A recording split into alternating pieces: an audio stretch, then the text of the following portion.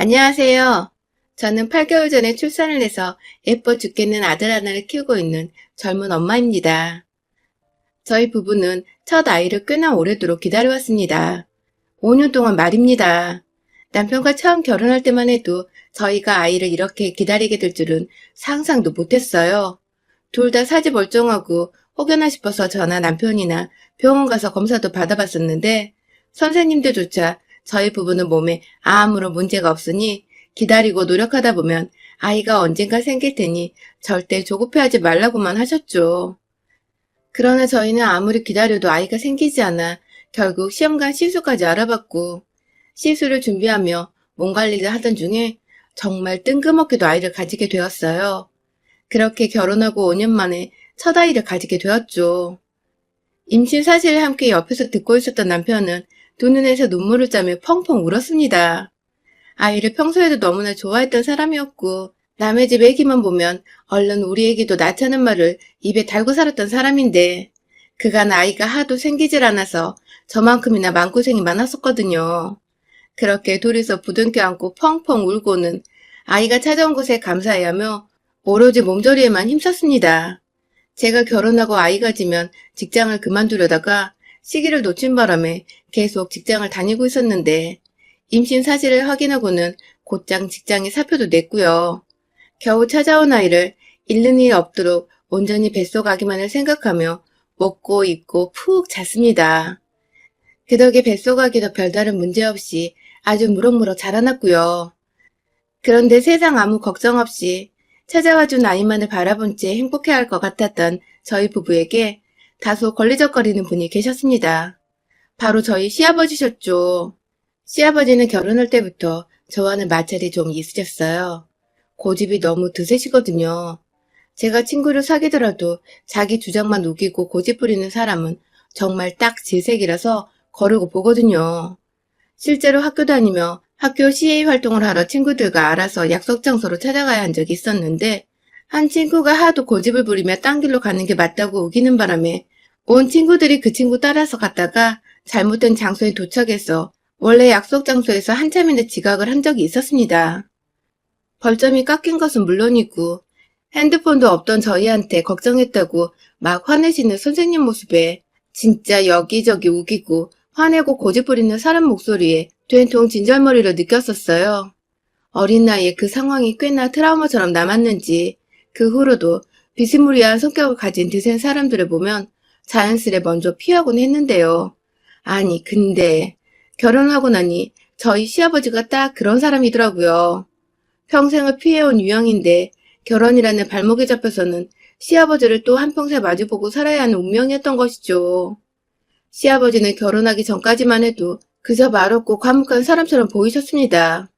사투리를 쓰시는 바람에 어쩌다 가끔 얘기를 하셔도 제가 알아듣지 못하는 까닭에 그냥 웃고 어색하게 넘기느라 애초에 서로 대화가 길게 이어질 수가 없었죠. 그래서 잘 몰랐었는데 결혼을 하고 나니 시아버지는 이제 제가 진짜 가족이라는 생각을 하셨는지 전보다 훨 편한 자세로 저를 대하셨어요. 그 과정에서 본인의 성격을 만연히 드러내시고야 말았고요. 어찌나 고집이 세고 아는 것도 없는데 웃기기만 하시는지 자식 부부의 일상에까지 관여를 하며 자기 뜻대로 살길 바라시는데 정말 제가 결혼하고 2달도 안 되어 시아버지께 뵙기를 들어버렸다니까요. 전세로 살고 있던 신혼집이 계약이 만기가 되어 저희 예산에 맞는 새 전셋집을 구했는데 거기 터가 너무 안 좋다면서 애초에 저희가 모은 돈으로는 절대 갈 수도 없는 동네로 이사를 가라며 그렇게 닥달을 하시는 겁니다. 돈이라도 한 푼 쥐어주면서 이사를 가라고 하면 제가 곧말을 안 할 텐데요. 저희 아버님은 돈 한 푼 도움 주신 것도 없으시면서 어디 점집 가서 듣고 온 소리에만 의지하고선 바락바락 이사를 반대하시는 바람에 저희는 하는 수 없이 그 전셋집을 무르고 좋다는 동네의 언저리에 위치한 아주 좁아터진 전셋집으로 이사를 가게 되었습니다. 예산 때문에 똑같은 가격인데도 평수는 무려 10평이나 좁았죠. 처음에는 이게 다 시아버지 때문에 터무니없게 좁은 집으로 이사 온 거라며 강단 없이 휘둘린 저와 남편의 성격을 탓했습니다. 그러다가 좋은 일들이 곧 생기겠거니 하며 집 문제는 잊고 잘 살려고 했는데 아이가 하도 생기질 않으니 제 입장에서는 이게 다 아버님이 말씀하신 터가 좋다는 곳으로 이사를 오면 뭐하냐고 심지어 터가 좋은 곳이란 것도 다 거짓말이나 잘못하고 있는 게 아니냐며 뒤늦게 또 시아버지께 엄청난 원망을 쏟아냈죠. 그러고서 한동안 애가 안 들어서 신경이 예민해져 있다 보니 자연스레 시아버지도 안 보고 지냈는데 시아버지가 제 발로 저희 집을 찾아오시기도 하셨어요. 와서는 또 서로의 기분을 맞춰주며 기분 좋게 지내다가 가는 게 아니라 속으로 아주 들었다 놨다 하면서 천부를 일으키고 떠나곤 하셨죠. 대뜸 집에 오셔서는 가구 배치가 잘못되었다며 냉장고는 동쪽으로 놔둬야 하고 그 옆에 조그만 오븐은 북쪽에 설치하라면서 막 제멋대로 냉장고를 빼내려고 하시는 겁니다. 밑에 먼지도 가득이고 그 무거운 걸 노인 혼자서 빼내겠다고 난리를 피우시니 저희도 가만히 있을 수가 없어서 긋고 말리다가 결국 옆으로 5cm 정도 빼낼 때까지만 도와드리는 척을 했죠.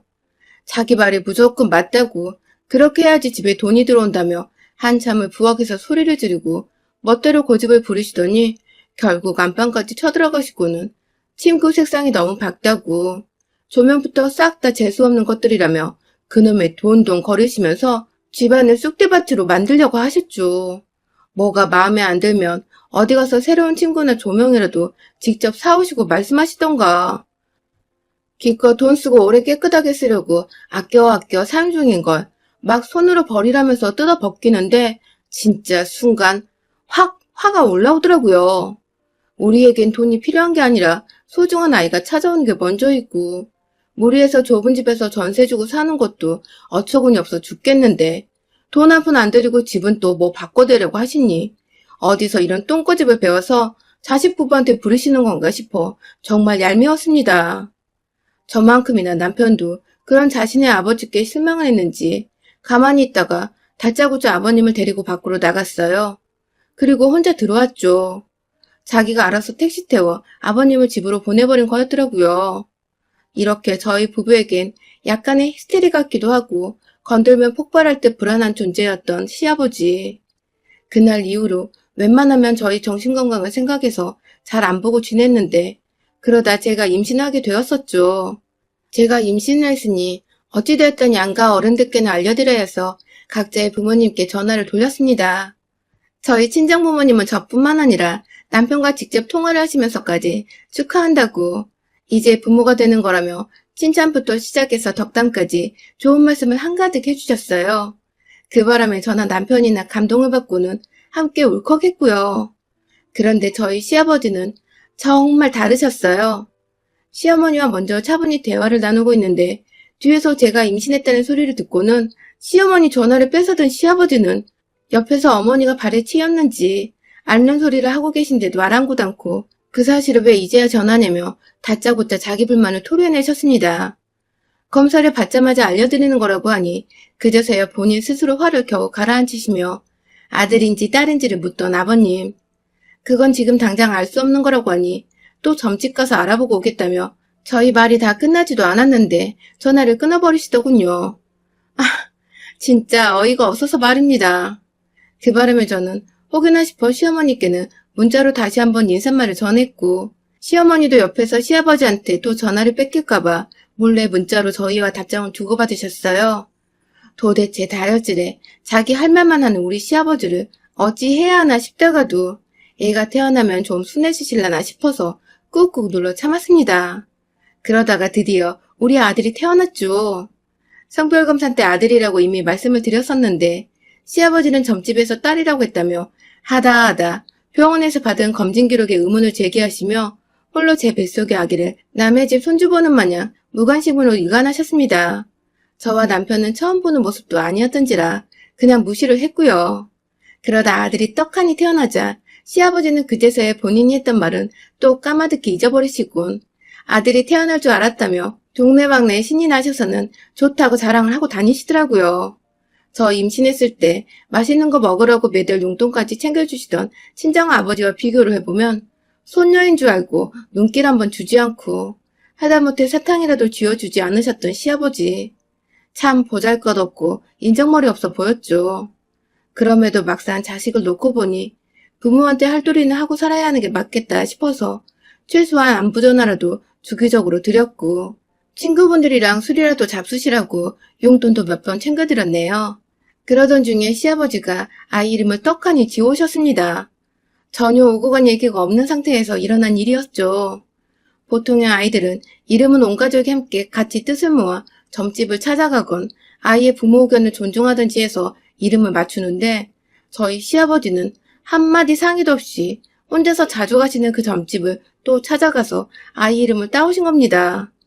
지금껏 시아버지가 점집에서 듣고 온 소리를 살펴보면 터무니없게 집값 높은 동네로 이사를 가게 한 것과 멀쩡하던 집안의 가구나 가전제품 배치를 바꾸게 한 것, 그리고 의사가 아들이라는데 무슨 배짱인지 귀엽고 딸이라고 우겼던 전례가 있는데요. 세상 어느 누가 이딴 엉터리 점집에서 얘한테 좋을 거라고 지어준 이름을 사용하겠어요? 저는 한사코, 정말 한사코 그 이름을 쓰는 것을 반대했습니다. 남편도 마찬가지였고요.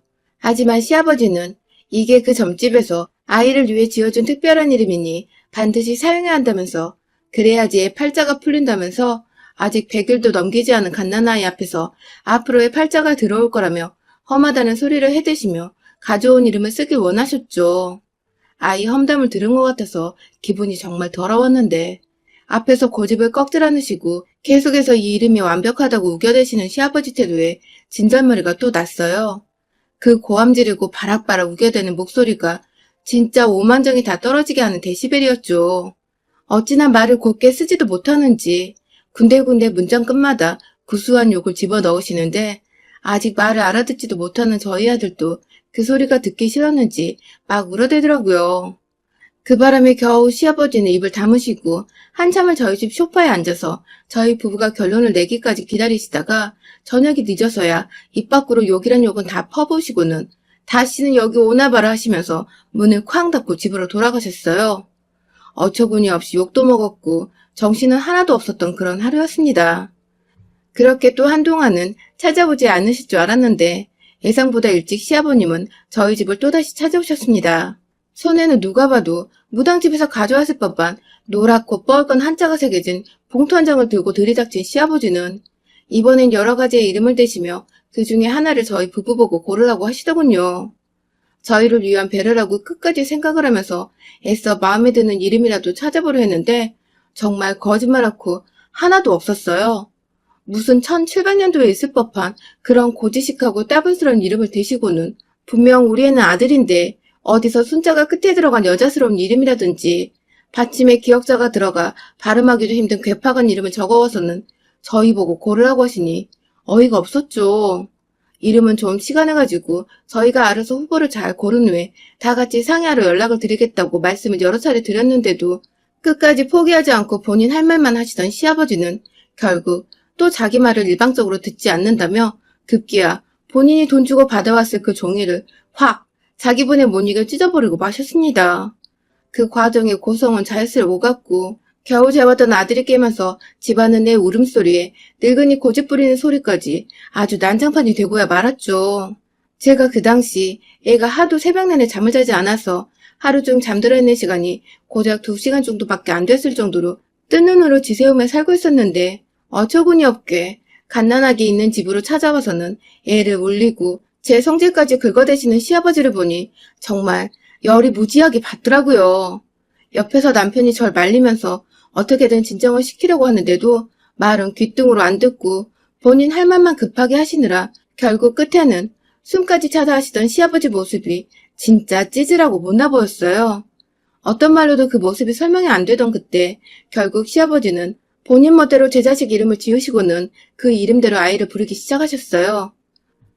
멋대로 여자애 같은 이름을 부르시고는 애가 좋아하는 것 같다며 막 아이를 향해 웃어 보이시던 시아버지는 그렇게 그 다음날에도 또 그 다음날에도 저희 집에 찾아오셔서는 출근한 남편이 없는 집안에서 제 아이를 향해 자기가 정한 이름을 부르시면서 저를 살살 약올리셨습니다. 그만 좀 부르라고 아무리 말씀을 드리고 하루라도 빨리 진짜 아이 이름을 지어야겠다는 생각에 하루 만에 친정 부모님 모시고 유용한 점집에서 괜찮은 아이 이름까지 딱 받아오기까지 했는데요. 끝까지 저희가 지은 이름을 무시하며 본인 뜻대로 맘대로 출처도 모르겠는 아이의 이름을 불러대시며 제 아이가 아닌 것처럼 느껴지게 만드셨어요. 남의 집 애 이름을 자꾸만 불러대는 걸 엄마인 제가 도저히 두고 볼 수가 없었고요.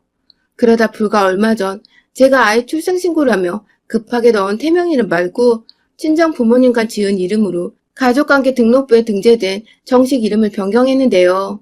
그 사실을 정확히 시아버지께도 말씀을 드리며 앞으로 우리 아이의 이름이 무엇인지에 대해서 자세히 뜻을 말씀드리며 설명까지 했는데 못 알아듣는 척을 하시면서 이름이 마음에 안 든다는 어처구니 없는 고집을 부리시더니 결국 제가 자기 말을 못 믿어 하는 것 같다며 제 아이를 데리고 점집에 가자며 집으로 찾아오신 시아버지는 다짜고짜 저희 아들을 안아버리고는 밖에 택시를 대기시켜놨다고 나가자는 게 아니겠어요? 그 바람에 전 순식간에 허락도 없이 제 아이를 안고 집을 나서려는 시아버지로부터 아이를 지켜내겠다고 사정을 해서 아이를 도로 받았고요.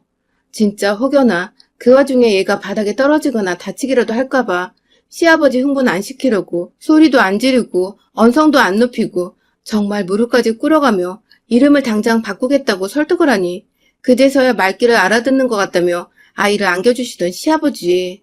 제 심장은 그 순간 갈기갈기 찢겨갔습니다. 심장이 한번 떨어졌다가 달라붙은 것 같은 기분이 들기도 했고 애를 이미 한 번 잃었다가 다시 찾아온 것 같은 안도감이 들었어요. 당장 아이를 안방 요람에 넣어두고는 문을 꽉 닫고 시아버지께로 향했어요. 시아버지는 너무도 태연스럽게 본인이 주장했던 아이의 이름을 부르면서 제 기분을 간질거리게 약올리시고 있었는데 저는 그 길로 당장에 시아버지 앞으로 가 싸다구를 2대 갈겨드렸습니다. 감히 다른 사람도 아닌 자기 손주를 두고서 목도 제대로 못 가누는 애를 막 안더니 급기야 엄마의 내 허락도 없이 이 집을 나서려고 하냐며 어디 감히 시아버지 주제에 애 엄마를 앞에 두고 이름을 정하려고 애를 맘대로 낚아채냐며 싸다구 2대도 모자라서 내 집에서 당장 꺼지라며 멱살을 부여잡고는 현관으로 향해갔죠. 저한테 뺨 맞고 순간 정신을 못 차리던 시아버지는 뒤늦게야 이게 미쳤냐며 막 발악을 해대시는데 그 길로 제가 시아버지 정강이를 한 대 걷어찬 바람에 시아버지는 아프다고 바닥에 주저앉으셨어요. 그걸 전 꾸역꾸역 오켓을 잡고 끌어서는 집 밖으로 내쫓았고요. 나가시는 길에 출처도 모르겠는 점집을 들락날락하며 내 집에 안 좋은 기운까지 들이집으려고 소금에다가 시뻘건 파까지 하는 꿈꿔내서는 현관밖 복도를 향해 찰지게 뿌려버렸습니다. 아주 조그만 빌라 복도가 제 손에서 흩날린 소금이랑 파츠로 뒤범벅이 되었고 그걸 다 맨 얼굴을 맞은 시아버지는 한참 밖에서 통곡을 하시면서 서럽다고 소리를 지르시더니 제가 경찰에 신고하는 목소리가 들리자 냅다 주랭랑을 치시더라고요. 물론 경찰 신고는 뻥이었는데 말이죠. 그렇게 시아버지 쫓아내고 복도 정리를 하면서 혹여나 다시 나타날까봐 걱정을 했는데 다행히 시어머니 전화를 받아보니 집에는 가셨더라고요. 가서 뭔 일이 있었는지 사람이 말 한마디 안 하고 안방에 드러누워있다면서 무슨 일이 있었냐고 저에게 물어보시는데 아무 말도 하지 않았습니다. 그냥 시아버지 코를 좀 납작하게 해드렸는데 다음에 또 이런 식으로 집에 찾아오시면 그땐 제 손이 아니라 법적으로 변호사 불러 해결할 테니 그리 전해달라 부탁드렸어요. 핸드폰 수화기 너머로 얼핏 저희 통화를 듣고 있던 시아버지는 시어머니한테 더 얘기 안 해도 된다면서 당황을 하며 전화를 끊더라고요. 아무래도 자신이 며느리한테 뺨을 맞았다는 소리를 와이프한테 알려주기는 싫었나 봅니다. 이 일이 있고 난 후 전 지난 5개월이 조금 넘는 시간 동안 단 한 번도 시아버지와 연락을 하지도 목소리를 듣지도 않은 채 온전히 제 아이의 육아에만 최선을 다해 전념하고 있는 중이랍니다. 관심을 끊어주시고 며느리 무서운 줄 안 시아버지 덕에 이제는 어처구니 없는 미신 따위 듣지 않고도 잘 지내고 있고 조만간은 더 집값이 싸지만 안전하고 넓은 평수에서 지낼 수 있는 동네로 이사도 가게 되었어요. 시아버지의 손길에서 한 발자국 벗어나니 이래저래 참 집안이 평온해졌어요. 왜 진작 내 아이를 가지고서 고집부리는 시아버지 뺨 한 대 정도를 쳐볼 생각을 못했는지. 저의 수동적이었던 지난날이 좀 후회스럽긴 하지만 이제라도 그날 제 두 손에 시뻘개졌던 시아버지 볼따구를 생각하니 묵은 때가 싹 벗겨지는 기분입니다. 여러분의 생각은 댓글로 남겨주세요. 오늘도 시청해주셔서 정말 감사합니다.